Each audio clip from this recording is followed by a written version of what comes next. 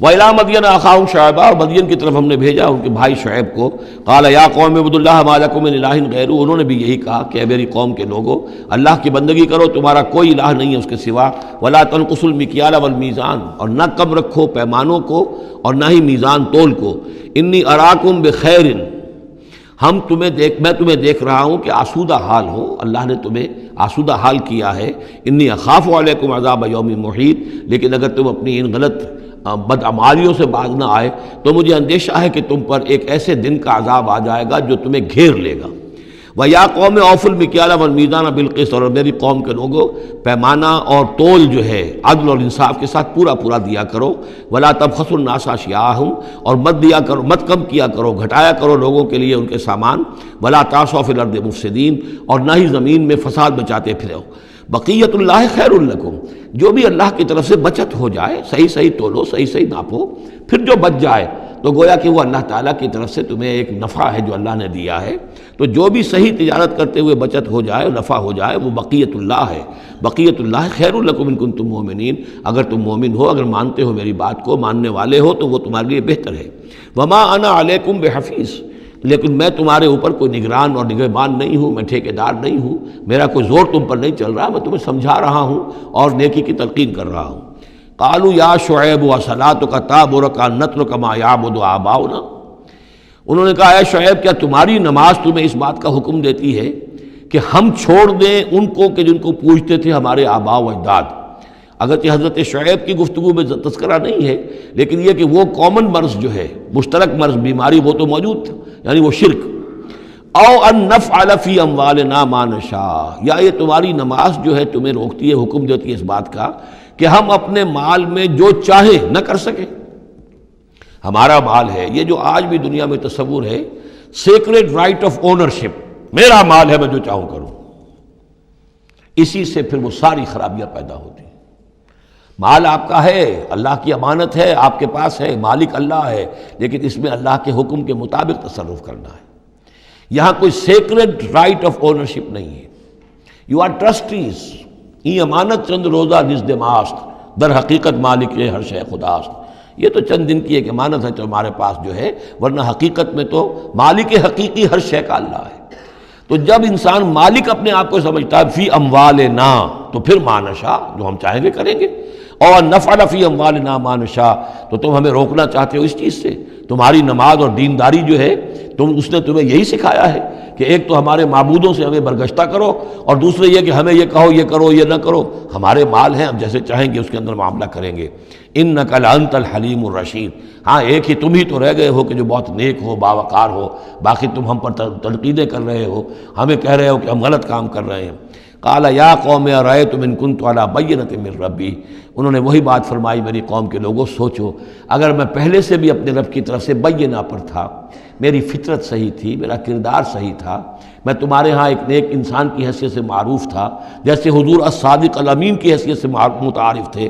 وَرَزَقَنِي مِنْهُ رِزْقًا حَسَنًا، اور اللہ تعالیٰ نے اور اپنے پاس سے مجھے اچھا رزق دیا ہے، وحی آئی ہے، نبوت مجھے مل گئی ہے. وَمَا أُرِيدُ أَنْ أُخَالِفَكُمْ إِلَىٰ مَا أَنْهَاكُمْ عَنْهُ، اور میں یہ ہرگز نہیں چاہتا کہ جس چیز سے تمہیں میں روک رہا ہوں، تمہیں اس سے روک کر میں خود وہی کام کرنے لگوں. ان اريد الا الاصلاح، میں نہیں چاہتا سوائے اصلاح کے، بس استطعت ہو، جتنا بھی میرے امکان میں ہو. وما توفیقی الا باللہ، اور میری توفیق تو ہے تو اللہ ہی کی طرف سے ہے. جو بھی میرے اندر ہمت ہے، جو بھی استقامت ہے، اور جو بھی مجھ سے کام بن رہا ہے وہ اللہ کی طرف سے ہے. علیہ توکلت، تو میں نے اسی پر توکل کیا ہے. وإلیہ انیب، اور اسی کی طرف میرا رجوع کرنا ہے. ویا قوم لا یجرمنکم شقاقی، اور دیکھو اے میری قوم کے لوگوں، تمہیں میری دشمنی، میرا ذاتی بغض اس بات پر آمادہ نہ کر دے کہ تمہارا وہ انجام ہو جائے ان یصیبکم مثل ما اصاب قوم نوح، کہ تم پر بھی وہی عذاب آئے اللہ کا جیسا کہ آیا تھا قوم نوح پر، او قوم ہود، او قوم ہود، یا جو آیا تھا قوم ہود پر، او قوم صالح، یا جو آیا تھا قوم صالح پر. وما قوم لوط منکم ببعید، اور قوم لوط تو تم سے زیادہ دور بھی نہیں. یہ چار جو ہیں قوموں کے اوپر عذاب آ چکا تھا حضرت شعیب علیہ السلام کی قوم پر عذاب آنے سے پہلے.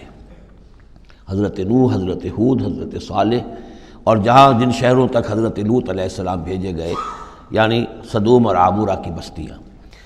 اب جو نقطہ اس میں اہم ہے وہ یہ ہے کہ بسا اوقات کسی شخص کو کسی داعی حق سے ذاتی پرخاش ہوتی ہے، کوئی ذاتی بغض ہے، کوئی ذاتی دشمنی ہے، کسی سبب سے ہے، اس کے نفسیاتی اسباب ہو سکتے ہیں اور بہت سے اسباب ہو سکتے ہیں، اور صرف ایک ذاتی پرخاش کی وجہ سے وہ اس کی دعوت کو رد کرتا ہے، اس کی مخالفت پر کمر بستہ ہو جاتا ہے، اس کی دشمنی اختیار کرتا ہے۔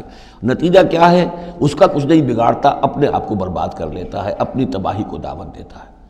تو اے میری قوم کے لوگوں، میری زدم زدہ میں تم کہیں اس انجام سے دو چار نہ ہو جانا، ایسا نہ ہو کہ میرا بغض اور میری عداوت جو ہے وَيَا قَوْمِ لَا يَجْرِمَنَّكُمْ شِقَاقِي أَن يُصِيبَكُم مِّثْلُ مَا أَصَابَ قَوْمَ نُوحٍ أَوْ قَوْمَ هُودٍ أَوْ قَوْمَ صَالِحٍ وَمَا قَوْمُ لُوطٍ مِّنكُم بِبَعِيدٍ وَاسْتَغْفِرُوا رَبَّكُمْ، اور دیکھو استغفار کرو اپنے رب سے، ثم توبوا الیہ، پھر اس کی طرف رجوع کرو، اس کی طرف آگے بڑھو، اس کی اطاعت کرو، اس کی فرمانبرداری کرو۔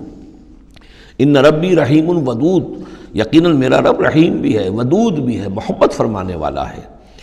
قالوا یا شعیب ما نفقہ کثیرا مما تقول، انہوں نے کہا کہ اے شعیب تم جو کچھ کہتے ہو اس کی اکثر بات تو ہماری سمجھ میں نہیں آتی، کیا کہہ رہے ہو تم؟ یعنی یہ کہ ذہنوں کے سانچے اتنے بگڑ گئے ہوتے ہیں کہ سیدھی بات ان میں فٹ بیٹھتی نہیں۔ ما نفقہ کثیرا مما تقول وانا لنراک فینا ضعیفا، ہم تو یہ دیکھ رہے ہیں کہ تم ہمارے اندر کوئی طاقتور آدمی نہیں ہو، کمزور سے آدمی ہو، ہم تو دیکھتے ہیں کہ تمہارے پاس کوئی قوت نہیں ہے۔ لولا رہتک، اگر نہ ہوتا تمہارا خاندان، لرجمناک، تو ہم تجھے کبھی کا سنسار کر چکے ہوتے۔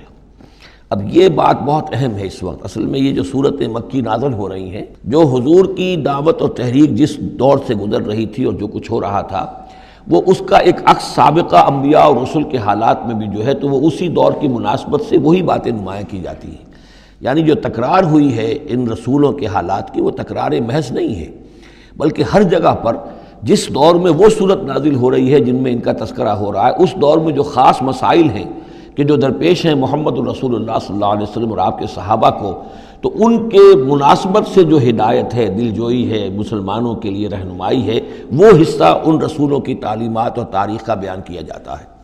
اب یہاں مکے میں بھی شکل یہ ہو چکی تھی کہ بقیہ سب قریش جو ہیں وہ حضور کے خلاف جو ہیں سخت غیظ اور غضب کے اندر مبتلا تھے، لیکن چونکہ حضور کے چچا ابو طالب یہ خاندان بنی ہاشم کے سردار تھے اور انہیں ذاتی محبت تھی، وہ چاہے ایمان نہیں لائے حضور پر صلی اللہ علیہ وسلم، لیکن ذاتی محبت انہیں اتنی تھی کہ انہوں نے آخری وقت تک سپورٹ کیا ہے۔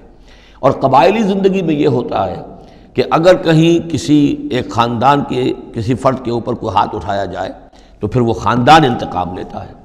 اس کا مطلب یہ ہوتا کہ حضور کے خلاف وہ کوئی اقدام کرتے ہیں تو گویا کہ ان فائٹنگ شروع ہو جائے گی، داخلی خانہ جنگی شروع ہو جائے گی بنو ہاشم کی ان لوگوں کے خلاف کہ جو حضور کو کوئی غضب پہنچائیں، نقصان پہنچائیں۔ یہ تحفظ ملا ہوا تھا محمد الرسول اللہ صلی اللہ علیہ وسلم کو اللہ تعالیٰ کی طرف سے۔ اگر خدا نہ خواستہ ابو لہب ہوتا اس سردار، تو کبھی کا حضور کے خلاف کوئی نہ کوئی اقدام وہ کر چکے ہوتے، لیکن چونکہ خاندان بنی ہاشم کی سرداری اس وقت تھی ابو طالب کے پاس، اور انہیں دلچسپی تھی اور محبت تھی، شفقت تھی حضور کے ساتھ، بلکہ کچھ عرصہ جو ہے حضور ان کے سائے عاطفت کے اندر انہوں نے گزارا بھی تھا۔ اس وجہ سے تو یہ نقشہ دکھایا جا رہا ہے کہ آج قریش کے مقابلے میں جس طریقے سے کہ بنو ہاشم کی سپورٹ اور حفاظت جو ہے وہ حضور کے لیے اللہ تعالیٰ نے اسے قلعہ بنا دیا ہے، یہی معاملہ اس وقت تھا کہ حضرت شعیب کا بھی خاندان ان کا پشت بنا تھا۔ وَلَوْلَا رَحْتُكَ، اگر تمہارا خاندان تمہارا پشت بنا نہ ہوتا اور تمہارا ساتھ نہ دے رہا ہوتا، لَرَجَمْنَاكَ، ہم کبھی کہ تمہیں سنسار کر چکے ہوتے۔ وَمَا أَنْتَ عَلَيْنَا بِعَزِيزٍ، اور ذاتی طور پر تم ہم پر کوئی بھاری نہیں ہو، تو تمہاری کوئی حیثیت نہیں ہے۔ قَالَ يَا قَوْمِ رَحْتِي أَعَزُّ عَلَيْكُم مِّنَ اللَّهِ، انہوں نے کہا اے میری قوم کے لوگو، کیا میرا یہ خاندان تم پر زیادہ بھاری ہے اللہ سے؟ میرا پشت پناہ تو حقیقتاً اللہ ہے، تم اللہ سے نہیں ڈرتے، میرے خاندان سے ڈرتے ہو۔ رحتی اعز علیکم من اللہ واتخذتموہم وراءکم ظہریہ، اللہ کو تو تم نے اپنی پیٹھوں کے پیچھے پھینکا ہوا ہے، بھلایا ہوا ہے۔ یہ بھی بہت ہی اہم نفسیاتی نکتہ ہے۔ ہوتا یہ ہے کہ ہم دنیا میں ایسے مگن رہتے ہیں کہ اللہ کو ماننے کا عقیدہ تو ہے، لیکن اللہ مستحضر نہیں رہتا، یاد نہیں رہتا۔ یہ ہمارا پورا دنیا کا کاروبار چل رہا ہے، کاز اینڈ ایفیکٹ، علل ہیں، اسباب ہیں، ان کے نتائج نکل جاتے ہیں۔ تو جو کاز اینڈ ایفیکٹ کا جو سلسلہ چل رہا ہے، ہم اس میں اتنے گم ہوتے ہیں کہ مسبب الاسباب جو ہے وہ نگاہوں کے سامنے رہتا ہی نہیں۔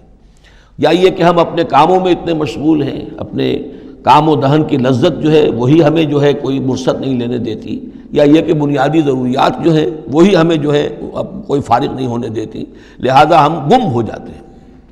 کافر کی یہ پہچان کہ آفاق میں گم ہے، اور مومن کی یہ پہچان کہ گم اس میں ہے آفاق۔ لیکن یہ کافر کا معاملہ کیا ہوتا ہے؟ اللہ کو مانتے تو وہ بھی تھے، مانتے تھے مشرکین مکہ بھی، مانتے تو سب تھے اللہ کو، لیکن یہ کہ اللہ کو تو انہوں نے اوجھل کیا ہوا تھا، آنکھ اوجھل پہاڑ اوجھل۔ تم اللہ سے نہیں ڈرتے، میرے خاندان سے ڈرتے ہو۔ وَاتَّخَذْتُمُوهُ وَرَاءَكُمْ ظِهْرِيًّا، اللہ کو تو تم نے اپنی پیٹھوں کے پیچھے پھینکا ہوا ہے، یعنی اسے تو نسیہ منسیہ کیا ہوا ہے، اس کی طرف تمہارا ذہن ہی نہیں ہے۔ ان ربی بما تعملون محیط، جبکہ میرا رب جو کچھ کہ تم کر رہے ہو اس کا احاطہ کیے ہوئے، تمہارا گھیراؤ کیے ہوئے اللہ، تم اس کی گرفت سے نکل کر نہیں جا سکتے ہو۔ یا قوم اعملوا علی مکانتکم انی عامل، اور اے میری قوم کے لوگوں کرو جو کچھ کر سکتے ہو اپنی جگہ پر، میرے خلاف جو کر سکتے ہو، جو ریشہ دوانیاں کر سکتے ہو، جو اقدام کر سکتے ہو۔ یہ چیلنجنگ انداز جو ہے ان آخری صورتوں میں آپ کو نظر آ رہا ہے، سورہ نام سے چلا آ رہا ہے، اس لیے کہ وہ کشاکش جو تھی حق و باطل کی وہ اس انتہا کو پہنچ چکی تھی کہ اب حضور صلی اللہ علیہ وسلم کی طبیعت کے اندر بھی وہ بیزاری پیدا ہو چکی تھی۔ اب جو کچھ تم کر سکتے ہو کر لو، انی عامل، اپنا سا جو میں کر سکتا ہوں میں کر رہا ہوں، جو کوشش مجھ سے بن آ رہی ہے میں کر رہا ہوں۔ سوف تعلمون، ان قریب تم جان لو گے، من یاتی ہے عذاب یخزی ہے، کون ہے وہ جس پر وہ عذاب آئے گا جو اسے رسوا کر دے گا، ومن ہوا کاذب، اور کون ہے وہ جو جھوٹا ہے، میں جھوٹا ہوں یا تم جھوٹے ہو۔ وارتقبوا انی معکم رقیب، تاکتے رہو، انتظار کرو، میں بھی تمہارے ساتھ اب تاک رہا ہوں، منتظر ہوں۔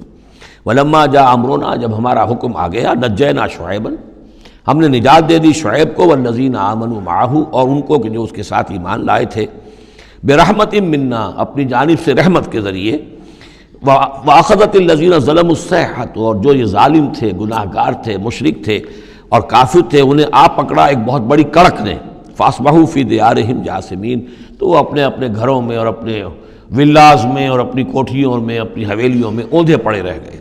کأن لم یغنوا فیہا، ایسے ہو گئے جیسے وہ کہیں آباد تھے ہی نہیں۔ الا بعدا لمدین، آگاہ ہو جاؤ، پھٹکار ہے مدین پر، کما بعدت ثمود، جیسے کہ ثمود پر پھٹکار ہوئی۔